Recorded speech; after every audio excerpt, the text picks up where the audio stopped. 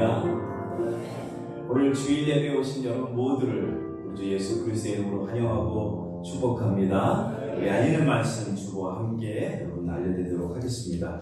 다시 한번 오늘 예배에 오신 분들 축복하고요. 예배 후에는 우리 점심 식사가 준비되어 있습니다. 한 분도 가지 마시고 식사와 친교로 함께 은혜를 나눠주시길 바랍니다. 오늘도 여러분이 정성껏 음식을 준비했습니다. 준비한 손길들 위해 진심으로 감사를 드립니다. 교회 헌금을 하실 때는, 체크를 쓰실 때는 Pay to the Order Galilee UMC 혹은 Korean Central UMC라고 이렇게 적어주시면 감사하겠습니다. 또 지난주에 우리 북일리노이 한인 여성교회가 찬양제가 있습니다.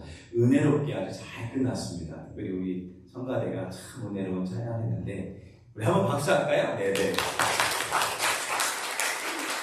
감사합니다. 그리고 이 일을 위해서 본인이지 아닌 곳에 수고하신 분들이 많이 있습니다. 식사로 또 다과로 또 전체 과일로 이렇게 준비하신 분들이 있는데 다시 한번 진심으로 감사드립니다. 오늘 예배 후에 목회협력위원회가 잠시 모이겠습니다. 도서관으로 모여주시길 부탁드립니다. 그리고 6번째인데요. 교회 통합을 위한 스페셜 차지 컨퍼런스가 우리 9월 1일 주일 예배 후에 있겠습니다.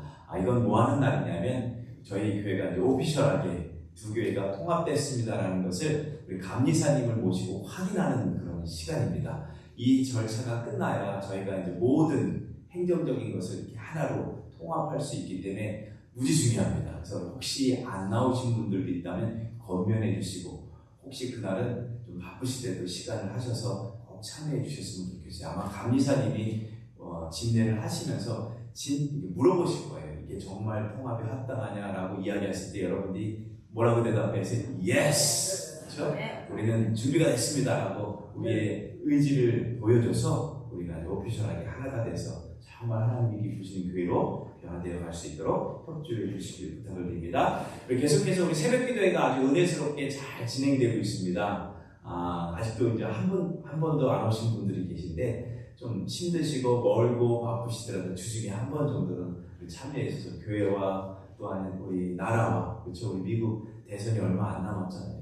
의회하고 또 여러분의 자녀들을 위해서도 기도할 수 있는 이 은혜로운 시간으로 삼아 주시기를 부탁을 드립니다. 우리 사도신경 다 일어나셔서 우리 사도신경으로 우리 신앙을 고백하며 예배를 하나님 앞에 올려드리겠습니다. 전능하사 천지를 만드신 하나님 아버지를 내가 믿사오며 그의 아들 구주 예수 그리스도를 믿사오니 이는 성령으로 잉태하사 동정녀 마리아에게 나시고 본디오 빌라도에게 고난을 받으사 십자가에 못 박혀 죽으시고 장사한 지 사흘 만에 죽은 자 가운데서 다시 살아났으며 하늘에 오르사 전능하신 하나님 우편에 앉아 계시다가 저리로서 산 자와 죽은 자를 심판하러 오시리라. 성령을 믿사오며 거룩한 공예와 성도가 서로 교통하는 것과 죄를 사하여 주시는 것과 몸이 다시 사는 것과 영원히 사는 것을 믿사옵나이다.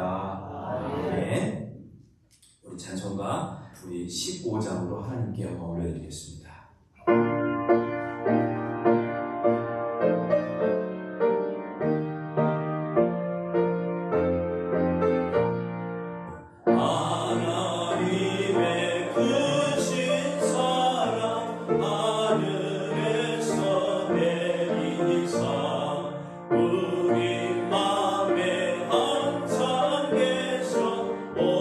온전하게 하소서 우리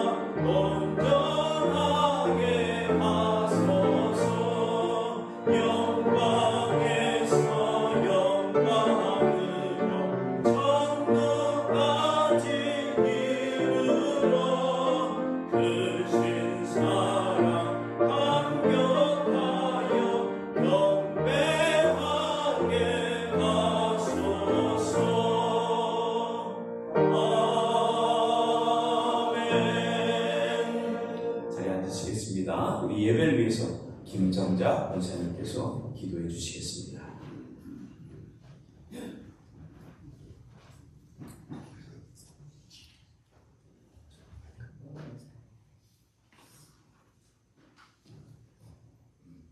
다 같이 기도하겠습니다. 사랑과 은혜가 많으신 하나님 아버지, 오늘도 주님의 이 성전에서 이 예배를 드릴 수 있도록 인도하여 주심을 감사드립니다. 지난 주간에도 저희를 지켜주시고 은혜와 사랑 안에 거하게 하셨으며 오늘도 거룩한 주일을 허락하심을 감사드립니다. 주님을 믿는다 하면서 주님의 가르침대로 살겠다 하면서 저희는 세상 속에 휩쓸려 살아감을 알고 있습니다. 용서하여 주시옵소서. 저희들 한 명 한 명 각자 자기의 삶 속에서 어떻게 사는 것이 주님의 가르침을 받는 것인지 깨달을 수 있는 지혜를 주시고 능력을 주시고 또한 분별력을 주시어 저희들 모두 주님께 영광 드리는 슬기로움을 주시옵소서. 지난 49년 동안 우리 중앙연합감리교회와 우리 갈릴리 감리교회를 연합감리교회를 지켜주시고 필요할 때마다 교회에 꼭 필요한 목사님들을 파송하여 주시어 오늘까지 지켜주심을 감사드립니다. 또한 작년 7월부터 오늘까지 6명의 목사님을 저희 중앙감리교회에 보내주셨고 또한 4명의 목사님을 갈릴리 교회에 보내주셨습니다. 그러니까 주님께서 저희들에게 어떤 메시지를 주시려고 이렇게 많은 목사님들을 짧은 기간에 보내주셨는지 저는 알 수 없습니다. 그러나 그것을 깨달을 수 있게 도와주시옵소서. 그간 어떤 일이 있었든지 어떤 어려움이 있었는지 주님은 모두 다 아십니다. 지나간 모든 일들이 오늘을 위한 또한 미래를 위한 준비였다고 믿으며 이제는 정말 주님의 성령의 열매를 맺는 주님의 한 교회 중앙갈릴리 연합감리교회가 될 수 있도록 역사하여 주시기를 간절히 바라며 기도합니다. 새로 파송받아 중앙갈릴리 연합감리교회의 담임 목사가 되신 차영선 목사님께 성령의 은혜가 충만하게 하옵시고 지금 이 세대가 필요한 사역을 할 수 있는 능력과 지혜로 이 중앙갈릴리 교회를 이끌어갈 수 있게 축복하여 주시고 인도하여 주시옵소서. 또한 추수할 것은 많으나 일꾼이 적으니 그러므로 추수하는 주인에게 청하여 추수한 일꾼을 보내주소서 하라 하는 주님의 말씀을 생각하며 기도하였습니다. 주님은 저희 기도를 들어주시어 새 일꾼들을 두 교회의 통합함으로 많이 보내주셨습니다. 이제 두 교회가 하나가 되어 주님 앞에 더 열심히 주님의 말씀을 전하고 주님의 사랑을 전하고 어떻게 사는 것이 주님의 가르침대로 사는 것인지 보여주는 우리 모두가 되어 교회 부흥에 앞장서는 저희 모두가 될 수 있게 인도하여 주시옵소서. 사랑이 많으시고 인자하신 주님, 오늘 말씀을 전하신 창석 목사님께 항상 성령 충만케 하시고 이 시간에 예배하는 모든 성도들도 성령 충만으로 거룩하신 주님께 더 가까이 나아가게 도와주시옵소서. 또 이 예배를 위하여 수고하시는 주님의 아들, 딸들 주님께서 수고를 아시오니 축복하여 주시옵소서. 또한 여러 가지 사정으로 이 예배당에 나와서 같이 예배를 드리지 못하는 주님 우리 형제 자매 여러분, 어떤 사정이 있든지 주께서 아시오니 그 주님께서 그들의 기도를 들어 응답하여 주시옵소서. 저희들을 눈동자 같이 지켜주시는 우리 주님께 감사와 영광을 드리며 이 모든 말씀 살아서 역사하시는 우리 주 예수 그리스도 이름으로 감사드리옵나이다. 아멘.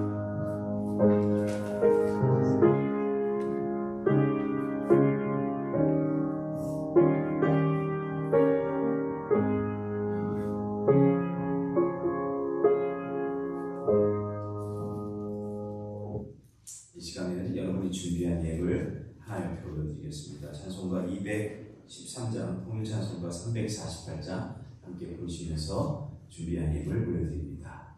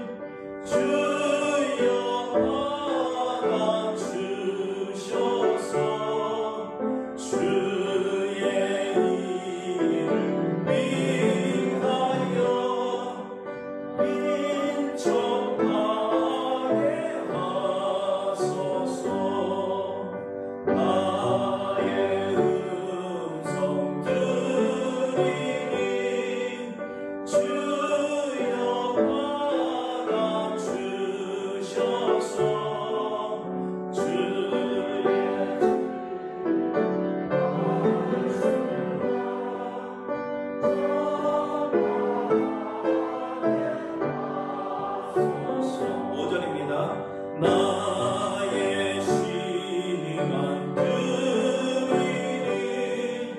주여 받아주셔서 평생도록 주 위해 봉사하게 하소서.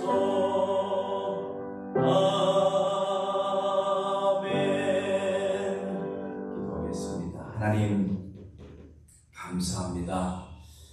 지난 한 주간의 삶도 우리 하나님이 지켜주셔서 건강함 가운데 오늘 이렇게 주님의 전에 나와 예배케 하심을 진심으로 감사합니다. 주님, 우리에게는 꿈이 있고 소원이 있습니다.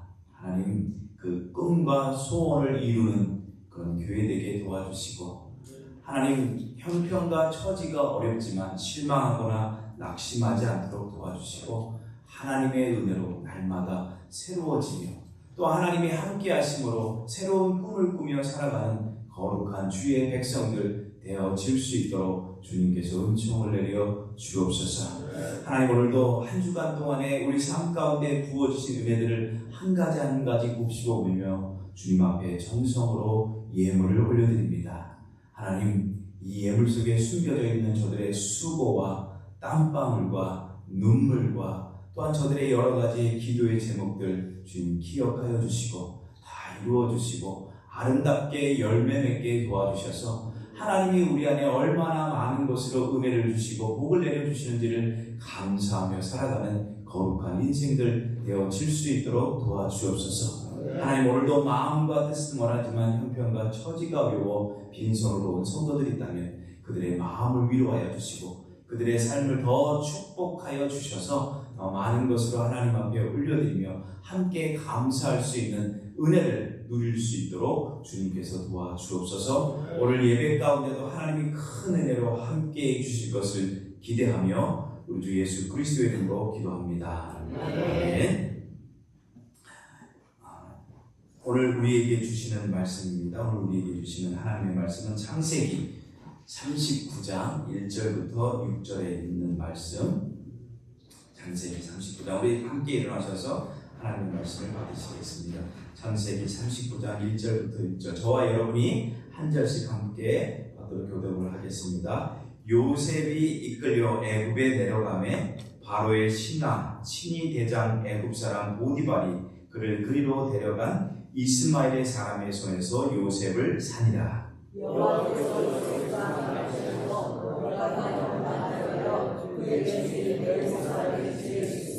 그의 주인이 여호와께서 그와 함께 하심을 보며 또 여호와께서 그의 범사에 형통하게 하심을 보았더라.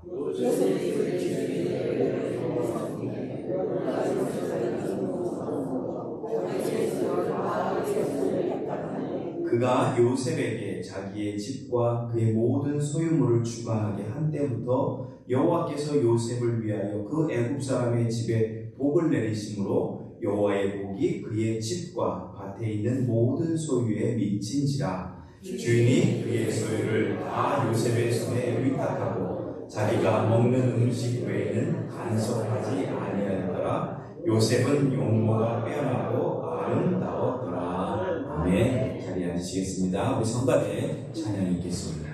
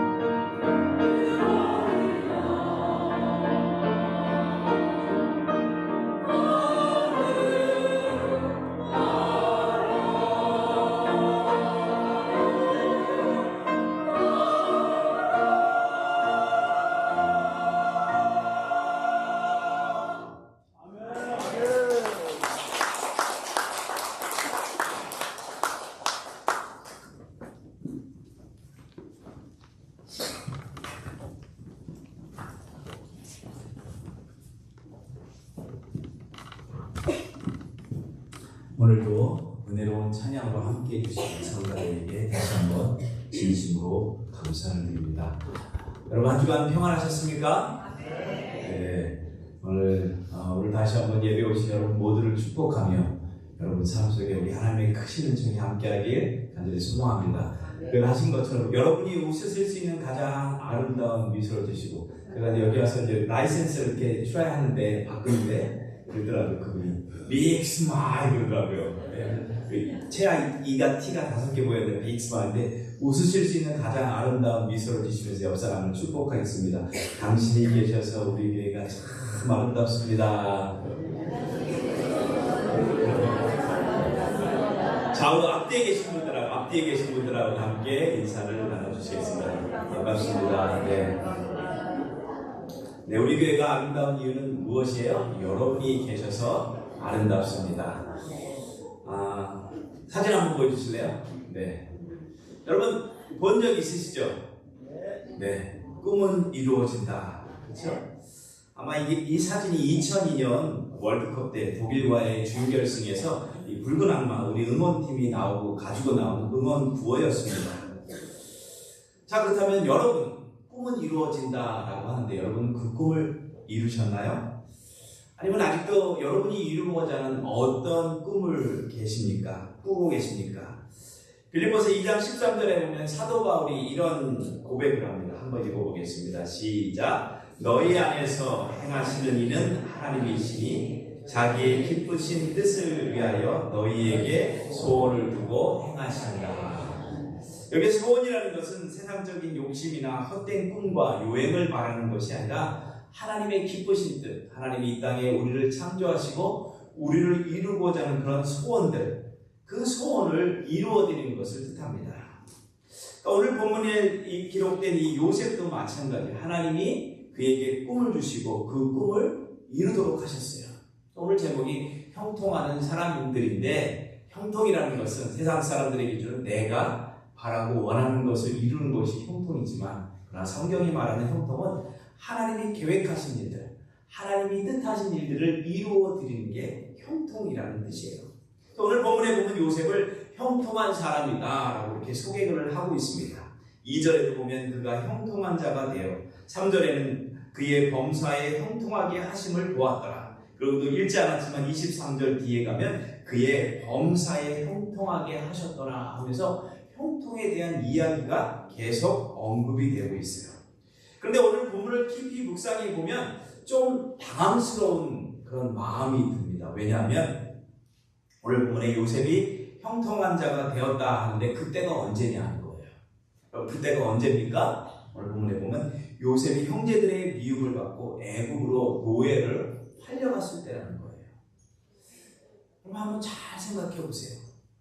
보통 상식적으로 형통한다, 성공한다, 내 뜻을 이뤘다 하면 몸도 건강하고 사업도 잘 되고 내가 뜻하고 원하는 일들이 잘 이루어지는 것을 형통이다라고 이야기하는데, 오히려 요셉은 노예로 팔려갔을 때라는 거예요.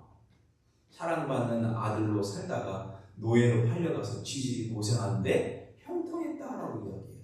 본문의 1절을 한번 다시 읽어보겠습니다. 1절 시작. 요셉이 이끌려 애굽에 내려가매 바로의 신하 취대장 애굽 사람 보디발이 그를 그리로 데려간 이스마엘의 사람의 손에서 요셉을 산이라 이야기해요. 이걸 잘 보시면 요셉이 이끌려 애굽으로 내려가매라는 말을 주의 깊게 볼 필요가 있어요. 특히 여기서 이끌렸다라는 이 단어를 히브리 원문에 보면 후라드라는 건데, 그냥 가는 게 아니라 손발이 묶여서 강제로 끌려갈 때 사용되던 그런 단어였어요. 그러니까 요셉이 애굽으로 간다는 건 자기의 의지와는 전혀 상관없이 애굽으로 끌려갔다는 것을 뜻해요. 그것도 그냥 가는 게 아니라 손발이 묶인 채로. 도대체 요셉에게 왜 이런 일이 일어났을까? 아마 요셉도 왜 나에게 이런 일이 일어났는지 전혀 알 수 없었을 거예요. 이 일을 요셉이 계획하거나 요셉이 원했던 상황도 전혀 아니었습니다. 그런데도 노예로 손발이 묶인 채로 끌려가던 그때 성경은 형통했다는 거예요. 잘 생각해 봅시다. 이건 우리 인생에서도 되게 중요한 문제라고 생각합니다. 누가 내 인생을 이끌어가고 있는가? 아니면 내 인생, 내가 오늘 이 자리까지 누구에 의해 이끌려 왔는가? 한번 생각해 볼 필요가 있어요. 한번 질문하겠어요. 여러분은 여러분이 원하시는 대로 인생을 살아오셨습니까? 저는요, 제 인생을 돌이켜보면 제 뜻대로 인생이 제대로 안 된 것 같아요. 그래서 요즘엔 계획을 잘 안 세워요. 왜냐하면 계획 세워야 하나님이 언제 또 어떻게 트실지 모르기 때문에 그래요. 제가 미국에 올 때도요, 딱 미국에 1년만 있겠다 하면서 2000년 6월 12일 날 왔어요. 1년짜리 비자를 받죠. 근데 10년 살다가 한국에 왔어요. 한국에 10년 했고요. 더 13년 목회하고서 미국에 살면서 그래 내가 미국 시민권을 받고 미국에서 뼈를 묻으리라 하고 시민권을 받았어요. 근데 또 갑자기 한국으로 갔어요. 한국에 가서 또 계획상 한 1년 있다가 다시 미국으로 와야 되는데 미국에 11년을 살다가 제가 왔습니다. 죄송해요. 불과 2달 전만 해도 저는 시카고에 올 거라는 것은 꿈도 꾸지 못했어요. 계획에도 없었고 생각조차 없었어요. 그럼에도 많은 사람들이 자기의 인생을 자기의 뜻대로 원하는 대로 이루어지는 것이 성공이다, 형통이다 라고 생각을 합니다. 그런데 인생을 곰곰이 생각하면 그렇지 않다는 거예요. 자기가 원하는 대로, 만약에 자기의 욕망대로 이 세상의 모든 일들이 일어난다면 아마 이 세상은 일대 혼란으로 힘들어질 수 있는 거예요. 이런 이야기가 있어요. 어떤 남자가 길을 가다가 요술램프를 하나 딱 주셨어요. 책에서 보니까 요술램프를 이렇게 막 문지르면 어디서 주인이라는 사람이 주인님 소원이 무엇이란데 한번 해볼까? 의심하면서 열심히 손으로 램프를 딱 했어요. 그런데 갑자기 짠! 하고 램프의 요정이 나타나는 거예요. 그랬더니 당신의 소원을 딱 한 가지만 들어드리겠습니다 라고 했어요. 근데 이 남자가 그때 가지고 있었던 꿈, 소망이 뭐였냐면 돈이 좀 있었으면 좋겠다. 너무 가난하게, 지질이 가난하게 돼서 돈이 좀 많았으면 좋겠다. 그래서 좀 결혼도 해야 되는데 기왕 만날 건 예쁜 여자를 만나서 이 아름다운 가정을 꾸며놓았으면 좋겠다. 이 세 가지인데 이 세 가지를 어떻게 얘기할까 고민하다가 그 요정이 이렇게 얘기했대. 돈, 여자, 결혼 주세요. 그러니까 이 요정이 예 주인님 하고 촥 하더니 그 꿈이 이루어졌대요. 결국 어떤 꿈이 이루어졌는데요? 그 남자는 결국 머리가 돈 여자하고 결혼했다는 요정이 되었습니다. 여러분들이 다 긴장하신 것 같아서 붙잡을 한 얘기입니다만 이 이야기가 주는 의미가 뭐냐면 내 인생은 내 뜻대로 내 생각대로 잘 진행되지 않는다는 거예요. 오늘 본문을 보면 내 생각대로 내 의지대로 형통이 아닌 게 아니라 하나님의 이끌림대로 하나님의 계획하시는 일들을 이루어드리는 것을 형통이다라고 이렇게 이야기하고 있어요. 성경은 요셉이 노예로 팔리고 이끌려 애굽에 온 것이 하나님이 주도하신 일이었다라고 분명하게 기록해요. 이러한 사실을 깨달은 시편 리더가 시편 105편 17절에 이렇게 이야기합니다. 한번 읽어보겠습니다. 시작. 그가 한 사람을 앞서 보내셨으며 요셉이 종으로 팔렸도다. 무슨 얘기예요? 무슨 얘기예요? 하나님께서 아브라함의 자손 이스라엘을 애굽 땅으로 보내 거기서 큰 민족이 이룰 수 있도록 하나님이 그들 계획이 있었는데 그 계획에 앞서서 먼저 요셉을 애굽으로 보내셨다는 겁니다. 요셉을 미워했던 형들이 요셉을 팔아서 애굽의 노예로 끌려온 것이 아니라 하나님이 계획이시고 하나님이 주도하셔서 요셉이 애굽 땅에 오게 되었다는 거예요. 그렇다면 요셉은 이 사실을 미리 알고 있었을까요? 물론 언제부터인지 요셉이 이 하나님의 계획을 알고 있었는지 성경을 통해 우리는 전혀 알 수가 없습니다. 그러나 나중에 그가 애굽 총리가 된 후에 자기 형제들을 만난 자리에서 요셉이 이런 믿음의 고백을 합니다. 창세기 45장 4절에서 8절 한번 읽어보겠습니다. 시작. 당신들이 나를 이곳에 팔았다고 해서 근심하지 마십시오.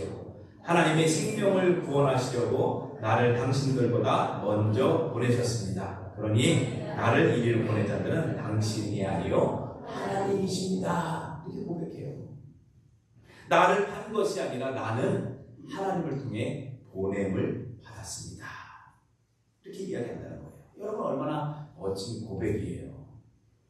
이 말씀을 묵상하면서 문득 이런 생각이 들었어요.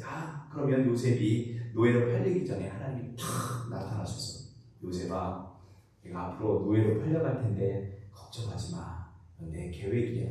내가 너 붙들 거야. 내가 할 거야. 그리고 너를 애굽의 총리가 되게 해서 굶주림 가운데 이스라엘 백성들을 내가 다 구원할 거야. 내 계획이니까 걱정하지 말고 순종해다오. 그럼 이렇게 이야기를 하셨다면 우리의 마음이 얼마나 편했을까요?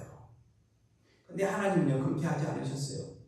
미리 나타나셔서 우리에게도 우리가 어떤 질병이 있거나 어려운 일을 당하다 걱정하지 마. 너를 아름답고 귀하게 만들기 위한 나의 계획이야 라고 이야기해 주셨으면 좋겠는데 한 번도 그렇지 아니하시고 갑자기 어려움이 닥치고 갑자기 질병이 오고 갑자기 시험에 대한 이런 일들이 우리가 겪는다는 말이에요. 하나님은요 한 번도 이렇게 이야기하시지 않은 것 같아요. 왜 그러실까? 이게 하나님의 방법이에요. 어쩔 수 없어요. 어쩌면 우리가 하나님을 매 순간순간마다 어렵거나 힘들거나 잘되거나 성공할 때도 매 순간순간마다 하나님을 의지하며 하나님만을 바라보기 원하시는 하나님의 뜻이라는 겁니다. 여러분, 우리의 인생을 살다 보면 우리가 다 이해할 수 없는 일을 많이 만납니다. 그럴 때일수록 더욱 하나님을 의지할 수 있는 그런 분들이 되시길 주님의 이름으로 간절히 부탁드립니다.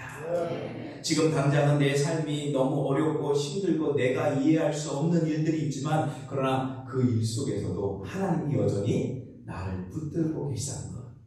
제가 이곳에 와서 새벽 기도를 통해서 늘 말씀드린 것처럼 내가 생명이 있다는 것, 살아 숨쉴 수 있다는 것, 하나님에 대한 기대감이 우리 가운데 있다는 거예요. 요셉에게는요 이런 믿음이 있었어요. 그래서 힘들고 어려울 때도 하나님을 의지하고 하나님을 바라보는 믿음이 있었기 때문에 나중에 성공적인 인생, 꿈을 이루는 인생, 형통하는 인생이 될 수 있었다는 거예요. 자, 그렇다면 요셉이 어떻게 형통의 꿈을 이룰 수 있었을까? 2절의 말씀을 한번 읽어보겠습니다. 시작! 여호와께서 요셉과 함께 하심으로 그가 형통한 자가 되어 그 주인 애굽 사람의 집에 있으니. 여기 보면 여호와께서 요셉과 함께 계셔서 그가 어떤 사람이 되었다? 형통한 사람이 되었다라는 거예요. 이 단어를, 이 줄을 잘 묵상해 보면 요셉 자신이 형통함을 이뤄낸 것은 결코 아니라는 겁니다. 성경은 하나님이 요셉과 함께 하셨기 때문에 그가 형통한 사람, 꿈을 이루는 사람이 되었다라고 분명하게 기록해요. 사실 우리가 살다 보면 어떤 한 가지 우리의 힘으로 잘 될 수 있어요. 시험에 합격하거나 취업하거나 어쩌면 복권에 당첨될 수도 있습니다. 그렇다고 그 한 번의 성공이 우리의 인생의 전부를 내가 성공했다, 형통했다라고 말할 수는 없는 것입니다. 마찬가지로 우리가 당하는 어려움도 마찬가지예요. 살다 보면 누구든지 실패할 수 있고요, 질병에 걸릴 수도 있고요, 힘든 일을 만날 수 있어요.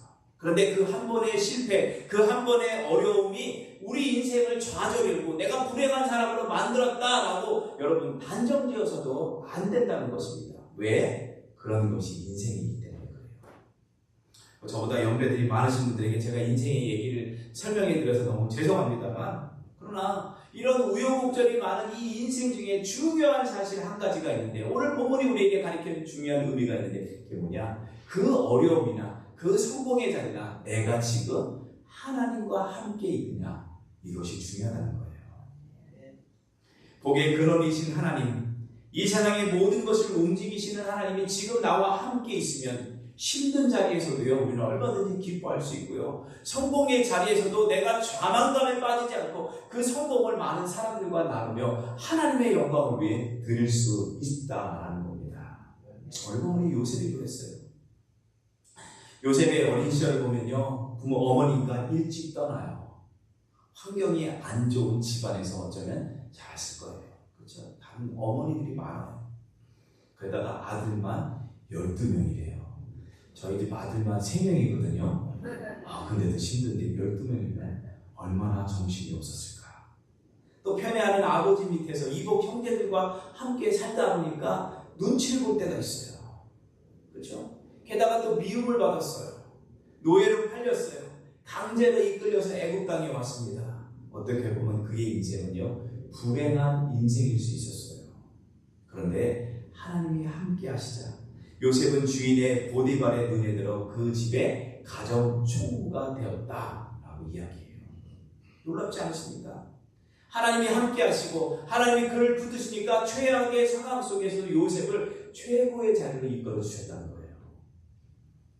그는 보디발의 집 총무로 당시 애굽의 집에서 애굽 사람들 이런 것 노예로 팔려갔지만 그의 삶을 잘 묵상해 보면요, 노예로 살아가는 그 삶 속에 노예로만 사는 것이 아니라 애굽의 그런 총무로 살면서 애굽 사람들의 실무 경제를 배울 수 있었어요. 총무 매니저 하잖아요. 매니저가 됐어요. 또 요셉이 누명을 쓰고 감옥에 들어갑니다. 감옥 생활을 한 것이 아니라 감옥 생활을 통해서 감옥의 재반 사무를 담당하게 되었고 또 그것은 애굽의 정치인들을 만나서 애굽의 정치를 배울 수 있었어요. 소위 말하면 경제학을 배우고요, 정치학을 배웠다는 거예요. 노예의 신분을 가지고. 이제 하나님이 함께 하시면요, 우리는 얼마든지 어려운 상황 속에서도 내 삶이 더 나아질 수 있는 일들을 만날 수 있게 된다는 겁니다. 그런데 여호와께서 요셉과 함께 하시는 이 말 속에 우리가 반드시 기억해야 할 일이 있는데, 하나님께서 요셉에게 직접 찾아오신 것도 하나님의 은혜지만 잘 보면 요셉이 언제나 하나님을 바라보았다는 것을 뜻합니다. 다른 시각으로 말하면 요셉이 하나님을 늘 의지하며 하나님 앞에 묻고 하나님과 함께 동행하는 삶을 살았다는 것을 뜻하고 있습니다. 그래서 요셉은요, 이런 삶을 통해서 다른 사람들에게 하나님이 함께 하시는 삶이 어떤 삶인지를 보여줄 수 있었다라고 성경이 이야기해요. 3절과 4절의 말씀을 한번 봅시다. 읽어봅니다. 시작. 그 주인이 여호와께 그와 함께 하시고 또 여호와께서 그의 목사에 동감하게 하심을 보았더라. 요셉이 그 주인에게 은혜를 입어 섬김에 그가 요셉으로 가정 총무를 담고 자기 소유를 다 손에 위탁하니. 자 보세요. 요셉이 보디발 장군의 집 가정 총무가 되었다라고 이야기해요. 그렇다면 노예로 팔려한 순간 처음부터 총무가 되었을까요?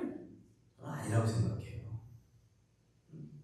지금도 학생들이 덩치가 크고 아무리 똑똑해도 성인으로 인정해 주지 않습니다. 저희 아이가 그렇지 17살이에요. 저보다 키가 크고 덩치도 더 큰데 성인이라고 인정 안 하죠. 비행기 혼자 못 타요. 그런데 옛날에는 어떻게 했을까요? 노예로 팔려온 아이예요. 똑똑해서 뽑힌 아이도 아니고 노예로 끌려온 아이를 금방 어떻게 가정의 총무로 세울 수 있었을까? 어쩌면 처음부터 요셉도 다른 노예들과 같이 허드렛 일을 할 거예요. 온갖 힘든 일들 다 했을 것이에요. 그런데 어떻게 보디발 장군의 집에 총무가 되었냐? 하나님이 함께 하시는 그 모습이 보디발의 눈에 보였다는 거예요. 여기 성경에 보면 그 주인이 요셉과 함께하는 것을 그 주인이 보았다라고 이야기해요. 요셉과 함께하고 하나님이 요셉을 통해 복 주시는 것을 믿지 않는, 하나님을 믿지 않는 이 보디발의 눈에 보였다는 거예요. 그래서 그를 가정 총무로 세웠다는 겁니다. 우리는 여기서 요셉이 도대체 어떻게 살았길래 그 주인 보디발의 눈에 들었는지 우리는 여기 한번 이 말을 통해 도전을 받아야 할 필요가 있다고 생각해요.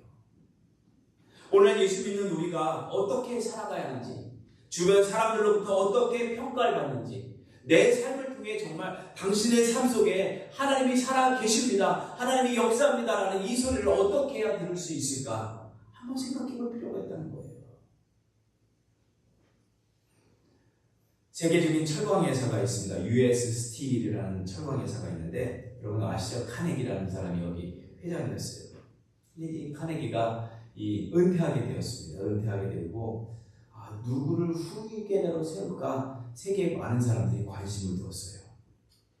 회사의 주역들 중에는 탁월한 사람들이 많았기 때문에 누가 지명받는지 모두가 다 관심을 두고 있었어요. 그런데 예상과는 다르게 찰스 쉬브라는 사람이 후계자로 지명이 됩니다. 전 세계가 깜짝 놀랐어요. 왜냐하면 찰스 쉬브라는 사람은 초등학교밖에 나오지 않은 사람이었기 때문이에요. 원래 이 사람은 이 회사에 올 때 정원 관리사로 이렇게 취직합니다. 근데 청소뿐만 아니라 누가 시키지 않아도 모든 일을 성실하게 잘하니까 사무원으로 정식 직원으로 이렇게 승진합니다. 그런데도 그 사무원으로도 일을 잘하니까 이 사장이었던 이 카네기에게 귀에 들려서 그를 비서관으로 이렇게 채택을 합니다. 비서를 발탁했어요. 비서가 된 이 찰스 시비는 항상 손에는 메모지와 펜을 들고 카네기 뒤를 쭉 따르며 그의 스케줄을 다 체크를 했어요. 한 번은 카네기가 밤늦도록 사무실에 있다가 집에 가려고 하는데 그 늦은 밤까지도 자리를 떠나지 않고 있는 쉐브라는 이 사람을 보게 돼요. 놀란 카네기가 물어봅니다. 왜 아직도 퇴근하지 않고 여기 있나? 그랬더니 아니 회장님이 퇴근하지 않았는데 제가 언제 어떻게 자리를 빌 수 있습니까? 또 회장님이 언제 저를 부르실지 모르는데 제가 어떻게 집에 갈 수 있습니까? 라고 이야기했던 거예요. 이런 날 이후로 쉐브라는 이 사람은 카네기가 가장 신임할 수 있는 그 사람이 되었다는 거예요. 어쩌면 그가 후계자가 될 수 있다는 건 당연한 일이에요. 그런데 찰스 쉐비가 후계자로 지명받자 카네기를 찾아가서 이렇게 고백을 했다고 합니다. 회장님, 저는 절대 아닙니다. 이 사회에는, 이 회사에는 전문 경영인으로 뛰어난 사람, 저보다 뛰어난 사람이 너무 많은데 아시잖아요. 저는 배운 지식도 짧고 알고 있는 것도 없는데 내가 어떻게 최고의 경영자가 될 수 있습니까? 너 안 됩니다. 이렇게 거절을 했다는 거예요. 그런데 카네기가 이런 유명한 말을 했다고 합니다. 만약 전문 경영인이 너에게 필요하다면 그 사람을 고용하라. 기술자가 필요하면 그 기술자를 불러다가 사용해라. 그런데 내 안에 있는 하나님은 다른 사람에게 없기 때문에 내가 너를 선택한 이유다. 그랬던 거예요. 이 사람 카네기는 믿음의 사람이었어요. 쉐브 안에 있는 하나님을 볼 수 있었기 때문에 정직하고 성결하고 누구보다도 열정적으로 살아가는 그 모습 때문에 그를 후계자로 삼았다는 거예요. 아마 요셉도 그랬을 거예요. 비록 어린 나이였지만 무슨 일을 해도 정직했을 겁니다. 그리고 성실하고 부지런하고 지혜 있게 일했을 거예요. 일을 할 때 우리 새벽 기도에도 말씀을 하지만 우리가 섬길 때 누구를 대하라 그랬어요? 이 주님을 섬기든 하나님을 섬기든 모든 일에 최선을 다했을 거예요. 그러니까 어떻게 항상 뭐하면 yes sir, yes sir 그래서 했을 거예요. 그런데 더 중요한 건 그렇게 일을 하는데 일마다도 다 잘 되는 거예요. 이렇게 되자 주인 보디발이 요셉을 보면서 야 정말 쓸만한 사람이구나.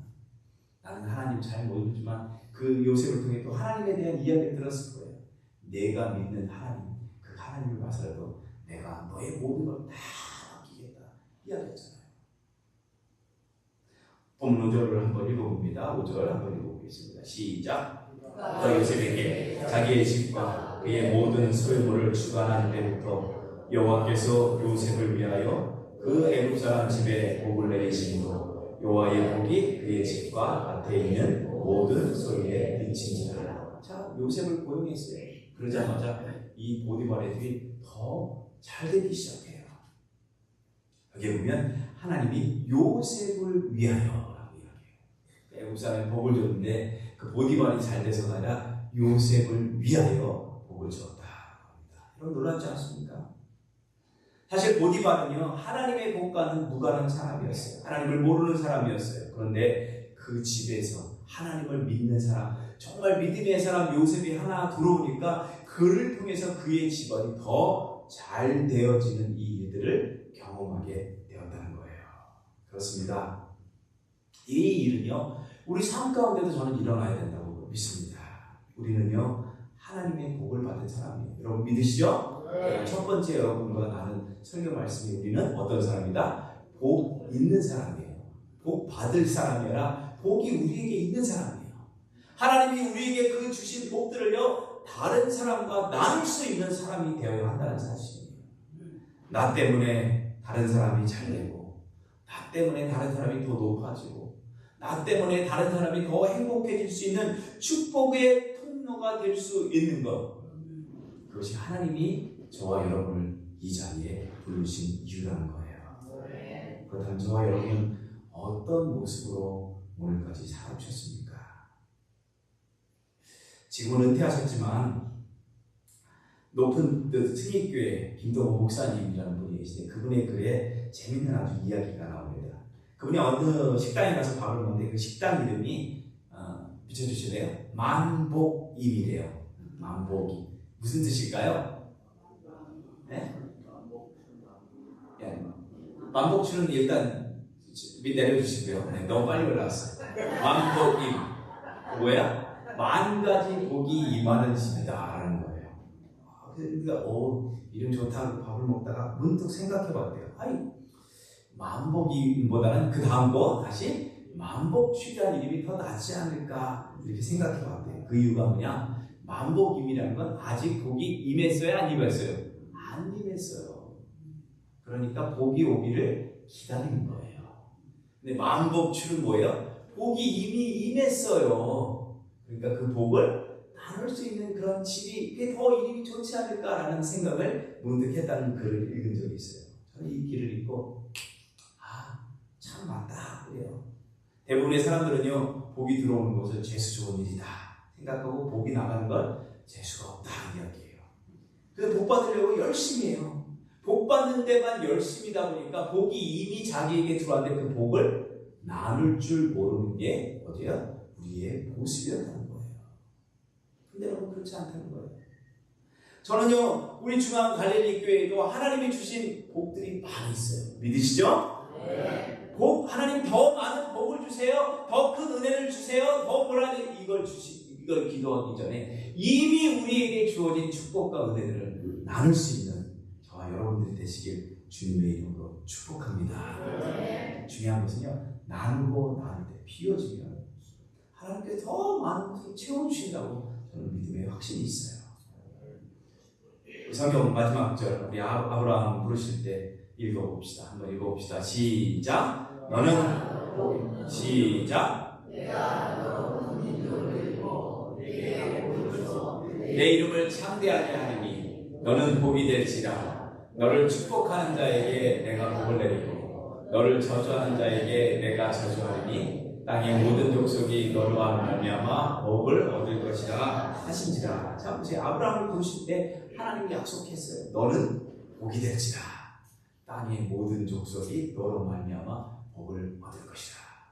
저는요 이 약속의 말씀이 오늘 이 자리에 계신 여러분 모두에게도 동일하다고 저는 믿습니다. 여러분의 사업장에서 여러분이 만나는 모든 사람들에게도 하나님이 우리에게 주신 복을 빌어주는, 전해주는, 나눠주는 여러분 모두 되시길 주님의 이름으로 축복합니다. 무엇보다도 그러기 위해서는 우리 안에 먼저 하나님이 계셔야 한다는 거예요.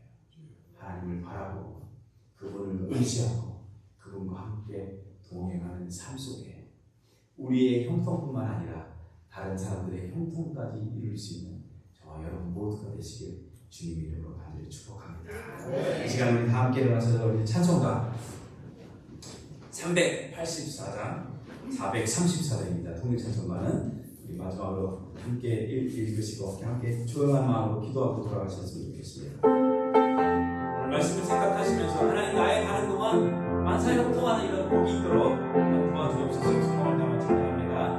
나의 갈 길 바라보고 예수 인도하시니 내 주 안에 있는 긍휼 얻으심하리요. 믿음으로 사는 자는 하늘 위로 가겠네. 무슨 일